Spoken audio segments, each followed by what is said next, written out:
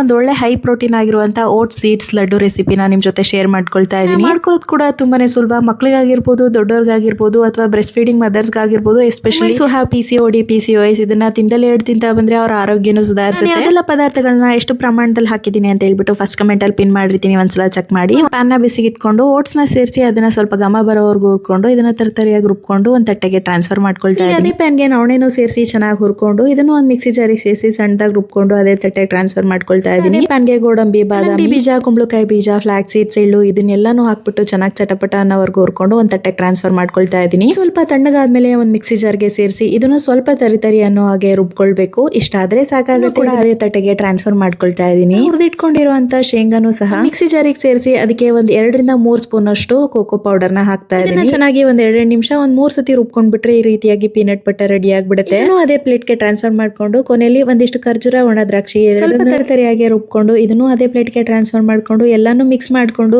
ಚಿಕ್ಕ ಚಿಕ್ಕ ಉಂಡೆಗಳನ್ನಾಗಿ ಕಟ್ಕೊಂಡ್ಬಿಟ್ರೆ ಹೆಲ್ತಿಯಾಗಿರುವಂತ vote seeds laddu ready ಆಗ್ಬಿಡುತ್ತೆ. ಮಕ್ಕಳಂತೂ ನಿಜವಾಗ್ಲೂ ಇಷ್ಟಪಡ್ತಾರೆ. ಮಸ್ಟ್ ಆಗಿ ಒಂದ್ಸಲ ಟ್ರೈ ಮಾಡಿ.